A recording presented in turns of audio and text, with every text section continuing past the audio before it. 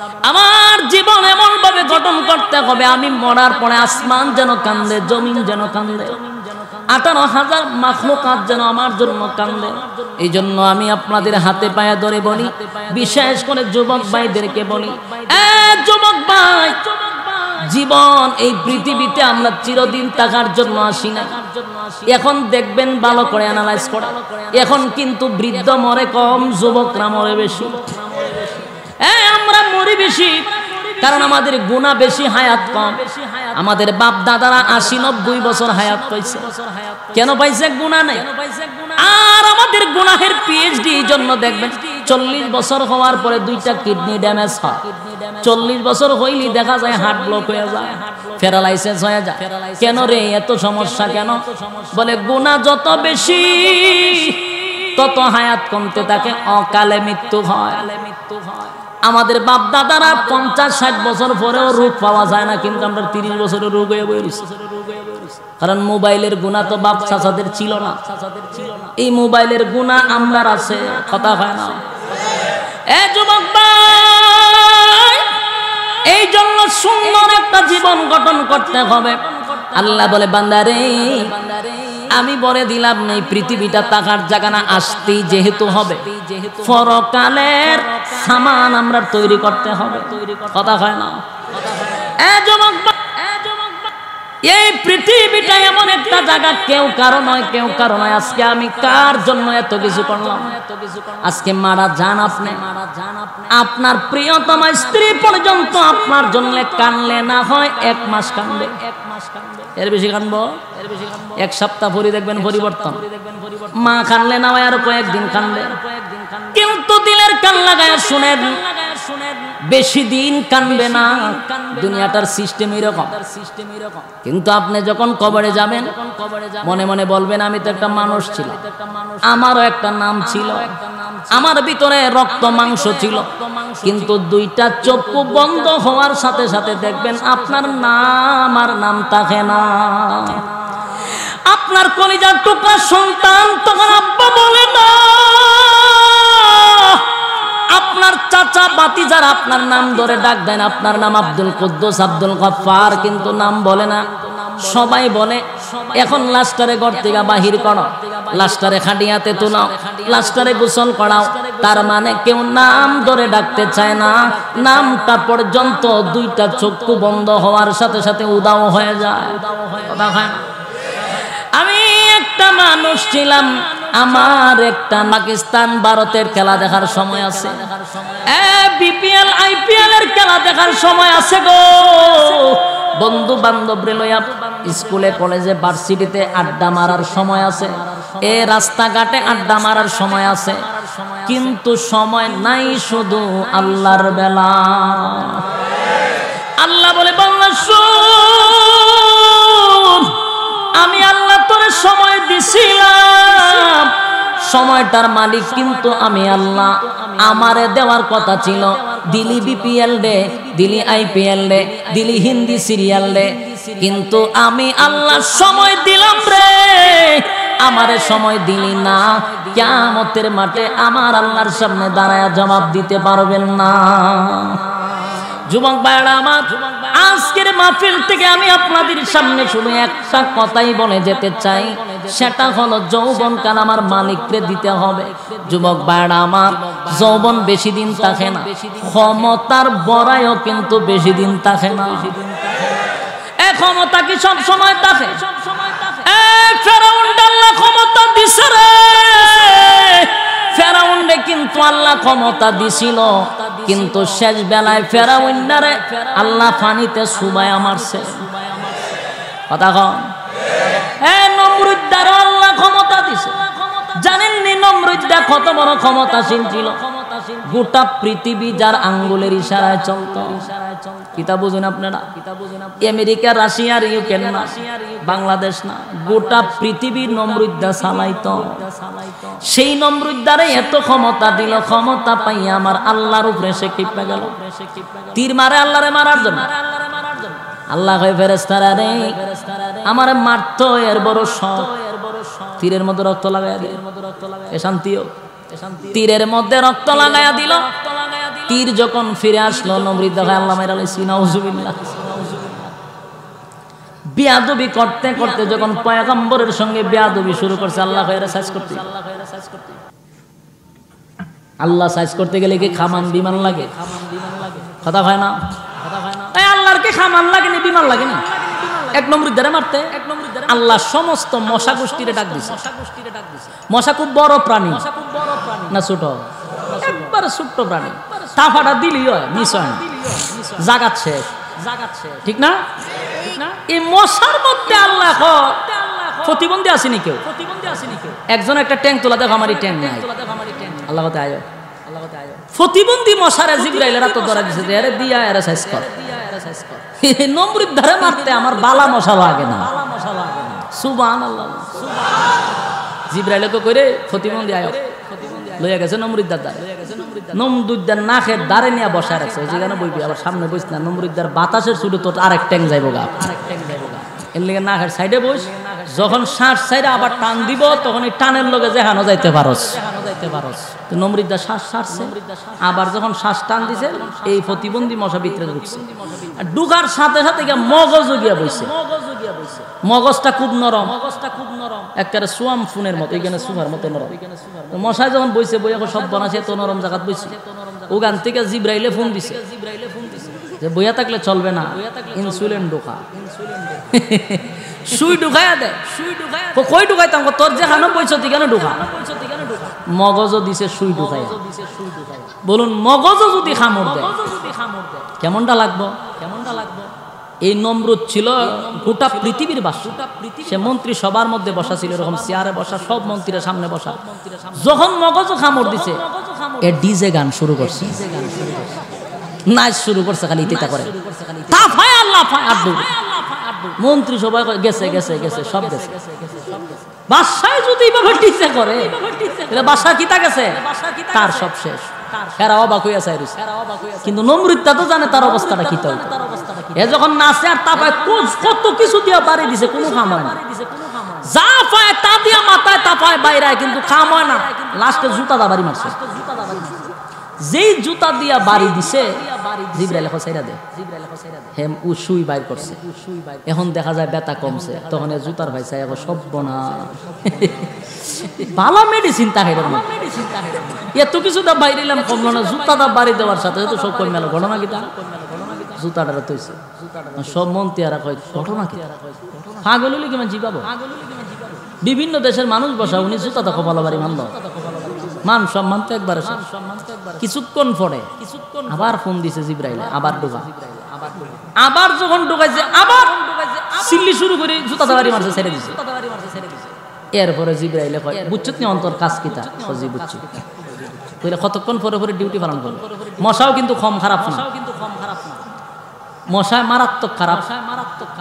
দেখবেন ঘুমাইবার সময় মশায় যদি খামুর আপনারা না দিতে পারে তাহলে হ্যাঁ দেখবেন হিন্দি গান গায়, ঠিক না? আর এর খামুর শিখের গানটা বড় মারাত্মক, আরো বিরক্ত লাগে। গতকাল আগের দিন আমি বাসায় ঘুমাইছি, মশা একটা মশারের ভিতরে ঢুকছে। পরে আমি চিন্তা করলাম এখন উঠতে এটা মারতাম, শরীর শক্তি পাইতেছে না, একটা খামড় দিয়া তুই যাইয়া, নাহলে কুদুরক তুই খাইবে। আমার নিয়ত আছে খামড়, কিন্তু তো খামড় দেন আমার কাছে গান গায়। আমার মেজাজ গেছে গরু, ঘুমাইতাম, তুই খামড় দিয়া যাইয়া একটু রক্ত খাইলাম, তোর মারতাম না, তুই গান গাছ কেটে। তখন আমি বললাম তো কারো উঠতে বাইর করছে, বাইর করে একটা দিছি একবারে মশারির সাথে এটা কালার হয়ে গেছে। মশাই দেখবেন খামুরের শিখের গানটা বড় বিরক্তিকর। হে যে চাকরি পাইছে হে ফাঁকা লড়াই আর খামুর দেয় হতন করে করে। আর তো মনে করে নমরুদ্দার নাইস শুরু হয়, ওটু নাইস নাচে, এ নাইস খেয়ে দেখে। এখন পার্লামেন্টের সদস্যরা হয়তো আমরা তো বাসার তার হয়ে গেছে, দুদিন আছে লক্ষণ বালা না, এই বৈঠকে বসা যেত। কিছুদিন পরে তাফাইতে তাফাইতে কত তাফাইব, শেষে একজন কর্মচারী রাখছে, তোর কাজ হইলে খালি আমার জুতা দা ফিরাইবে। তো কিছু মানুষ আছে চিন্তা করলো যে বেতনের দরকার নাই, এরকম একটা বাচ্চার জুতা দা ফিরাইতে পারি, খুব শখে শখে চাকরিটা লইছে। লইয়া যখন খালি জুতা দা বাড়ি দিবার অর্ডার দেয়, টাসকুস টাসকুস করে একটা হলে দুইটা মারে। এটা হলো জিদের বাড়ি।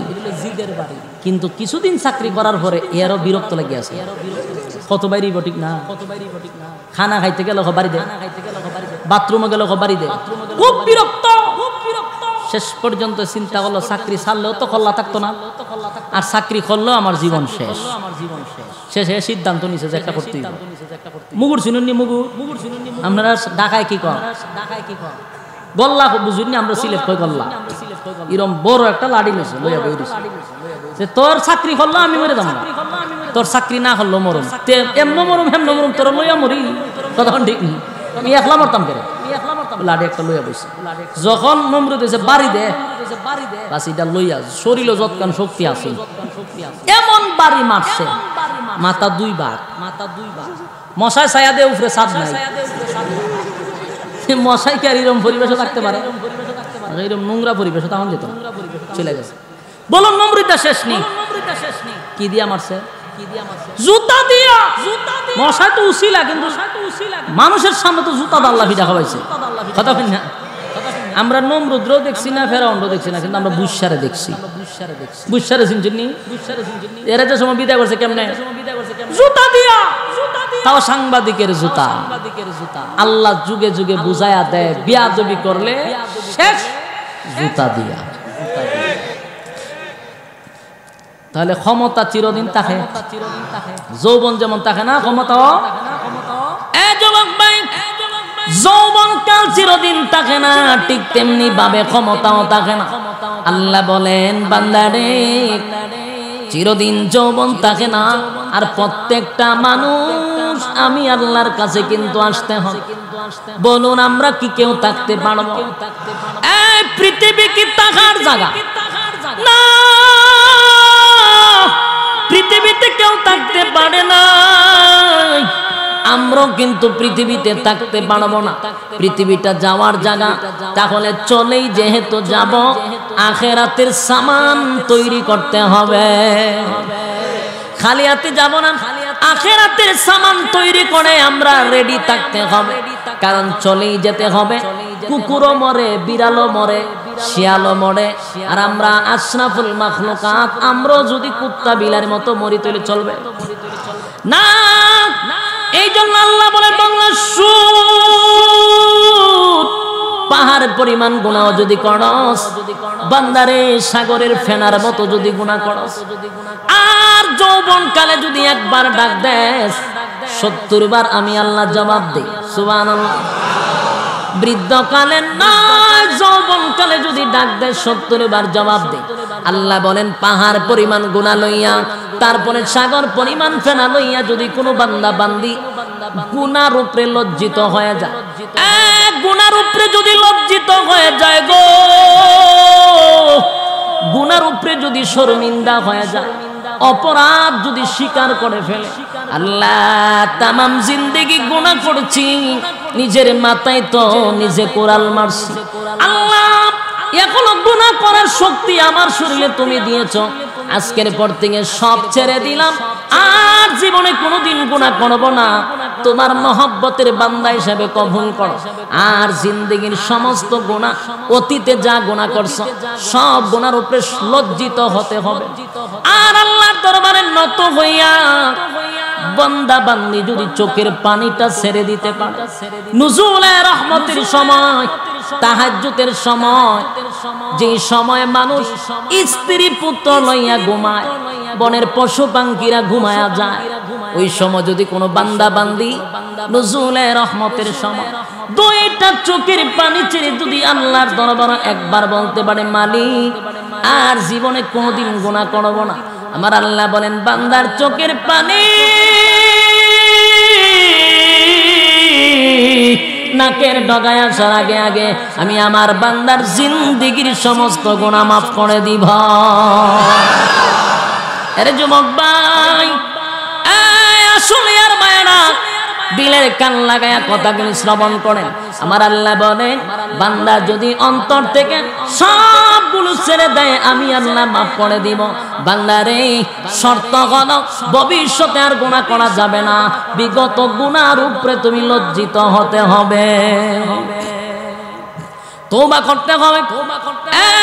তওবায়ে নাসুহার কথা অর্থ হলো বিগত গুনার কোনোদিন করব না, গুনার উপরে লজ্জিত হব, ভবিষ্যতে এমন গুনাহ আমার দ্বারা হবে না। আর যদি গুনাহ লইয়া কবরে যায় তাহলে উপায় নেই। যুবক ভাইরা আমার, পৃথিবীতে আমরা কেউ থাকবো না, কেউ থাকবো না, সবাই মরবে, কিন্তু মরার মধ্যে বেশ কম আছে। এজন্য কবি বলেন, এমন জীবন করিও গঠন, মরিলে হাসিবে তুমি, কাঁদিবে বোভা। এমন একটা জীবন গঠন কর, আরে আমি মরার পরে হাসতে হাসতে মালিকের জান্নাতে চলে যাব, আর গোটা পৃথিবীর মানুষ আমার জন্য কাঁদবে। আর এমন জীবন করিও না গঠন, মরিলে তোমার কুকর্ম নিয়ে তুমি কাঁদতে কাঁদতে কবরে যাইবা, আর পৃথিবীর মানুষ তোমার জন্য আনন্দ করবে। যেমন মাঝে মধ্যে দেখা যায় ফেসবুকে কেউ মারা গেলে লেখে আলহামদুলিল্লাহ, দেখছো নিরকম। মানুষ মারা যাওয়ার পর আলহামদুলিল্লাহ লেখে, তাহলে বুঝে নেয় মরাতে মানুষ কত খুশি। তাহলে এমন জীবন করিও না গঠন, মরিলে কাঁদিবে তুমি, হাসিবে ভুবন, এমন জীবন গঠন করা যাবে না। আমার জীবন এমন ভাবে গঠন করতে হবে, আমি মরার পরে আসমান যেন কান্দে, জমিন যেন কান্দে, 18,000 মাখলুকাত যেন আমার জন্য কান্দে। এই জন্য আমি আপনাদের হাতে পায়ে ধরে বলি, বিশেষ করে যুবক ভাইদেরকে বলি, যুবক ভাই, জীবন এই পৃথিবীতে আমরা চিরদিন থাকার জন্য আসি না। এখন দেখবেন ভালো করে অ্যানালাইজ করে, এখন কিন্তু বৃদ্ধ মরে কম, যুবকরা মরে বেশি। আমরা মরি বেশি কারণ আমাদের গুনাহ বেশি, হায়াত কম। আমাদের বাপ দাদারা 80-90 বছর হায়াত পাইছে, কেন পাইছে? গুনাহ নাই। আর আমাদের গুনাহের পিএইচডি জন্য দেখবেন 40 বছর হওয়ার পরে 2টা কিডনি ড্যামেজ হয়, 40 বছর হইলি দেখা যায় হার্ট ব্লক হয়ে যায়, প্যারালাইসিস হয়ে যায়। কেন রে এত সমস্যা কেন? বলে গুনাহ যত বেশি তত হায়াত কমতে থাকে, অকালে মৃত্যু হয়। আমাদের বাপ দাদারা 50-60 বছর পরেও রোগ পাওয়া যায় না, কিন্তু আমরা 30 বছরের রোগ হয়ে বইছি। কারণ মোবাইলের গুনাহ তো বাপ চাচাদের ছিল না, এই মোবাইলের গুনাহ আমরার আছে, কথা হয় না। যুবক ভাই, এই জন্য সুন্দর একটা জীবন গঠন করতে হবে।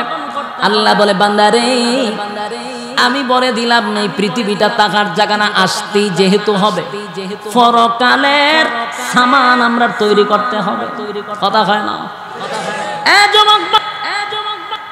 এই পৃথিবীটা এমন একটা জায়গা, কেউ কারো নয়, কেউ কারো নয়। আজকে আমি কার জন্য এত কিছু করলাম? আজকে মারা যান আপনি, আপনার প্রিয়তমা স্ত্রী পর্যন্ত আপনার জন্য কানলে না হয় 1 মাস কানবে, এর বেশি কানবো, 1 সপ্তাহ পরে দেখবেন পরিবর্তন। মা কানলে না হয় আরো কয়েকদিন কানবে, কিন্তু দিলের কান লাগায় শুনেন, বেশি দিন কানবে না। দুনিয়াটার সিস্টেম এরকম। কিন্তু আপনি যখন কবরে যাবেন, মনে মনে বলবেন আমি তো একটা মানুষ ছিলাম, আমারও একটা নাম ছিল, আমার ভিতরে রক্ত মাংস ছিল, কিন্তু 2টা চক্ষু বন্ধ হওয়ার সাথে সাথে দেখবেন আপনার নাম আর নাম থাকে না। আপনার কলিজার টুকরা সন্তান তখন আব্বা বলে না, আপনার চাচা বাতিজার আপনার নাম ধরে ডাক দেন, আপনার নাম আব্দুল কুদ্দুস, আব্দুল গফফার, কিন্তু নাম বলে না। সবাই বলে এখন লাশটারে ঘর থেকে বাহির করো, লাশটারে খাটিয়াতে তুলাও, লাশটারে গোসল করাও। তার মানে কেউ নাম ধরে ডাকতে চায় না, নামটা পর্যন্ত 2টা চক্ষু বন্ধ হওয়ার সাথে সাথে উদাও হয়ে যায়। আমি একটা মানুষ ছিলাম, আমার একটা নাম ছিল, সবার মতো আমার দেহে রক্ত পানি গাম ছিল। গায়ের জুড়ে দনের জুড়ে কথা বলেছি, অহংকার বাহাদুরির সাথে চলেছি। নাম ধরে কেউ বলছে না, আজ বলছে মরা লাশ, দাফন হবে জলদি কখন নইলে সর্বনাশ। গায়ের জুড়ে দনের জুড়ে আমরা কথা বলেছি, কিন্তু যেদিন বিদায় হয়ে যাব কেউ নাম ধরে ডাকবে না, লাশ বলে ডাকবে। আর সবচেয়ে বড় আশ্চর্য বিষয় হলো, কবি বলেন কবি বলেন রাত্রে সবাই আমার ঘরের লাশের ভয়ে কাঁপছিল। এই যে বেডরুমের ভিতরে আপনার প্রিয়তমারে লইয়া ঘুমাইলেন, আপনার সন্তানগুলিরে লইয়া ঘুমাইলেন, কত রাত কত বছর এই বেডরুমে নিজের স্ত্রীর লইয়া ঘুমাইলেন। যেদিন আপনি দুনিয়ার থেকে বিদায় হয়ে যাবেন, কসম খোদার অনেক বিবিরা সেই রাত্রে ঘরের ভিতরে ঢুকে না। যদি জিজ্ঞাসা করে কেন গো, ওই এই ঘরের ভিতরে লাশ আছিল, বয়ে কিন্তু সেই রুমটাতে যেতে চায় না।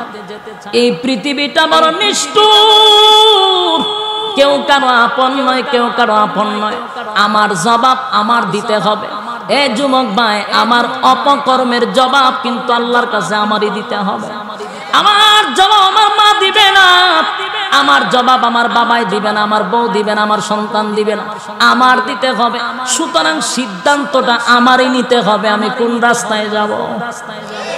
এ যুবক ভাই, এই পৃথিবীতে যা দেখো গো, কেউ আপন নয়। আজকে মাথার গাম পায়ে ফেলে যে টাকা ইনকাম করি আমরা, এই টাকাগুলি 100 টাকা ইনকাম করলে 80 টাকায় আমরা ফ্যামিলির জন্য খরচ করি, 20টা টাকাও নিজে খাই না।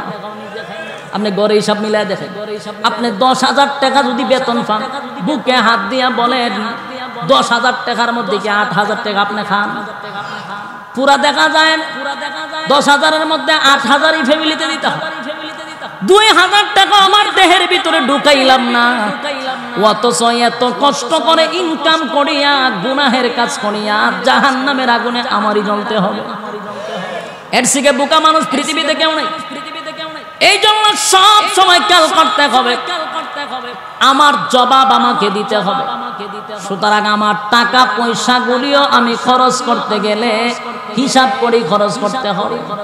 কথা কোন ঠিক নেই যুবক ভাইরা, আমার শেষ কথা হলো, শেষ একটা কথা হলো, আল্লাহ রাব্বুল আলামিন বলেন, বান্দারে তুই একটু বালিশের সঙ্গে মাথা লাগায়া দেখ, গোটা আসমান আর জমিন আমি আল্লাহ বানাইছি 6 দিন।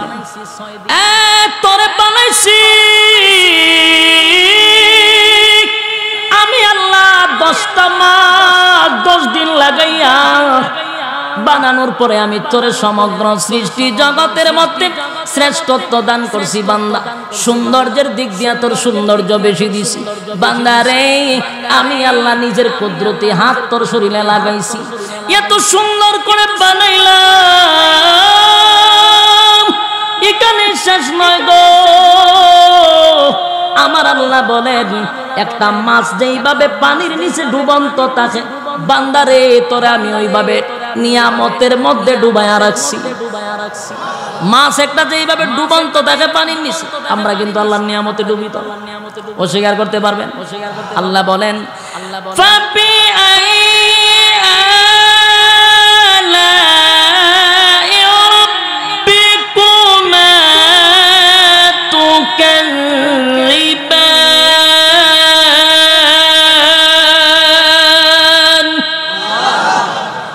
কোন নিয়ামতের অস্বীকার করবি?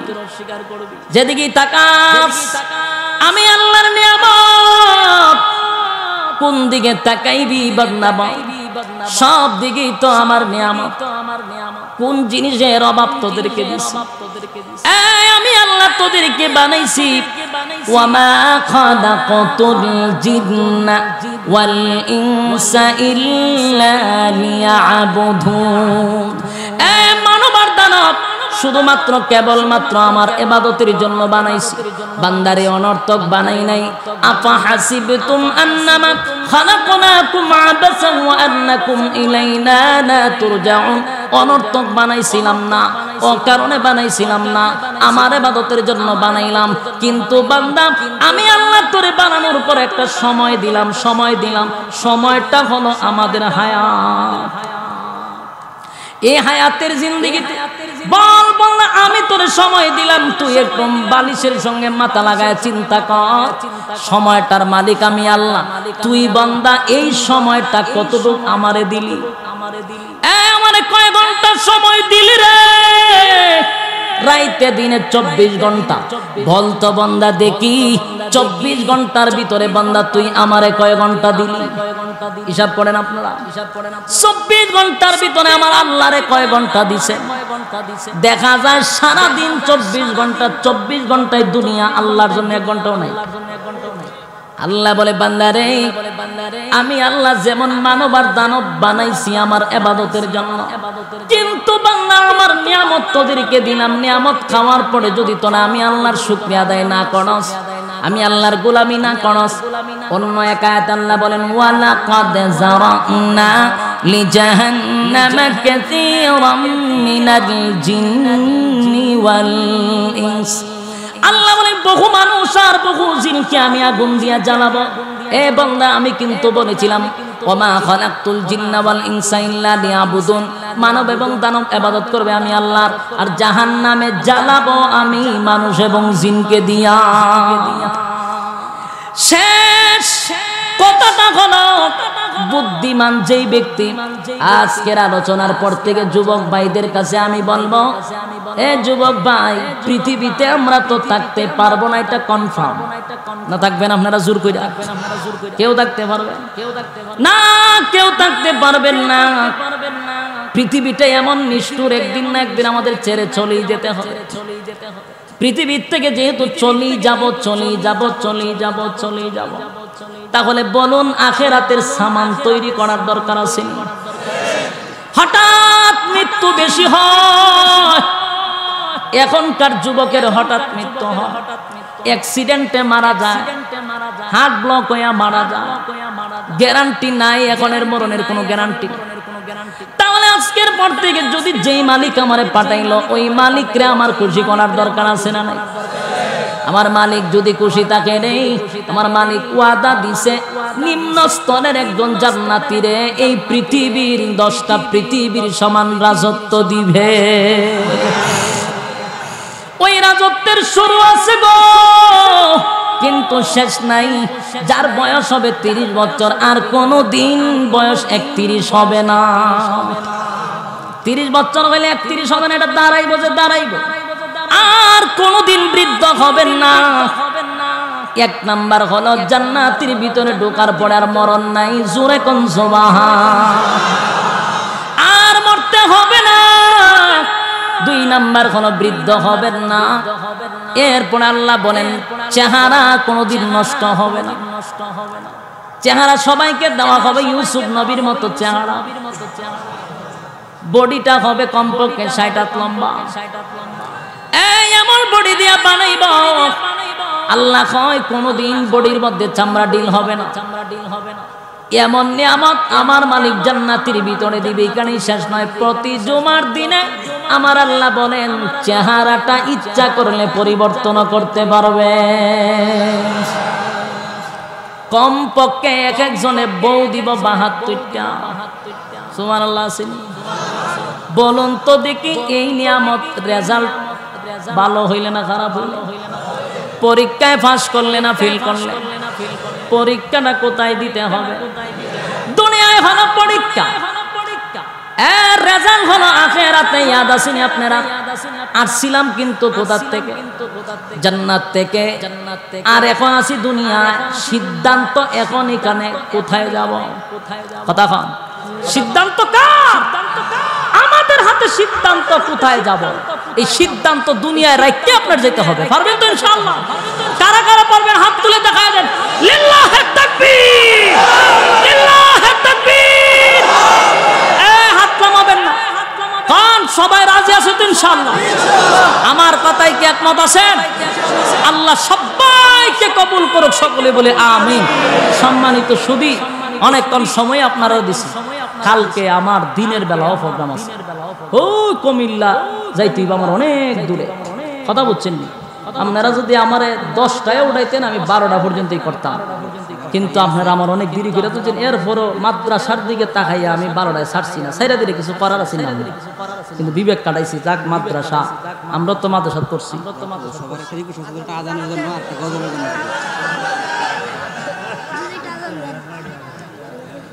হ্যাঁ বসেন, হ্যাঁ বসেন। এখানে বিভিন্ন জেলার মানুষ, এখানে কিন্তু এক জেলার মানুষ না, তাও আবার এক থানার মানুষ না, বহু থানার মানুষ। এখন আজান দিলে আসলে মানুষ পাগল হবে। কথা বুঝছেন? হ্যাঁ, আজান দিলে মানুষ পাগল। এগুলা আপনারা বয়ানের ফরজন আজানটার কথা কন, আমার খবর হয়ে যাবে। ওয়াজ করার পরে এত কষ্ট হয়, আজানের স্কেল তোলা যায় না। কথা বুঝছেন? আজানের স্কেলটা তুলতে পারেন। এরপরও যদি আপনার আবদার করেন, দুইটা কলি মাঝখান থেকে শোনাইতে পারি যাতে আজান মনে না করে। কথা বুঝছেন? দুইটা কলি আমি শোনাচ্ছি মাঝখান থেকে, যাতে আল্লাহু আকবার কেউ না শুনে। কথা ঠিক নেই? তাইলে আমি আপনার এরপরে মোনাজাত করে যাইবেন।